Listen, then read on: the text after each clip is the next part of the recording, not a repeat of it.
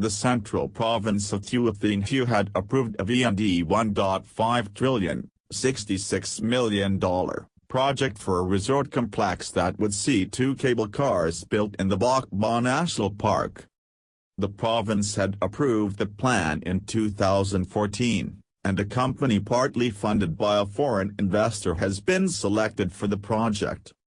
According to the plan prepared by the US-based Wimberly, Allison, Tong Goo, or WATG, one cable car will stretch more than 4 kilometers, 2.5 miles, to reach the peak of Bach Ma Mount inside the park, and the other will run 1.6 kilometers from that peak to the top of a waterfall.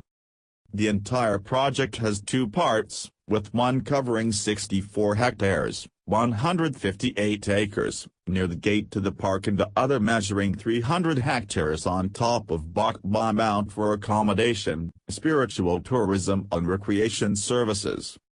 The plan will also restore and bring back to life 139 abandoned villas along the side of Bach Ma Mount and a tower for sightseeing on its peak that were built by the French in the 20th century. One too many. Thua Thien Hue, former deputy head of Vietnam Institute for Urban and Rural Planning, VIUP, said the plan has too many projects on top of the Bach Ma Mountain. She said these projects should be moved to surrounding areas, near residential areas, to create jobs for locals and at the same time, save the mountain from many concrete structures. The cable car from the mountain peak to the fall is unnecessary and should be reconsidered, she told a meeting held by the province to seek opinions on the plan on Saturday. Thua Thien Hue, former director of the province's cultural department, seconded Ngum. He said the plan focuses too much on the area at the mountain top and suggested that accommodations and other related services should be moved to the area around the foot of the mountain. Too many projects on the Bach Ma peak would overload nature, Hue told the meeting, and agreed with Ngum that the province should eliminate the cable car to the waterfall. Martial arts master Thua Thien Hue, who has spent years trekking the path to Bach Ma Peak, said the plan has too many projects, and for him, it was an enormous encroachment on the natural environment of the Bach Ma Park. Thung talked about the environmental pollution that the project would generate.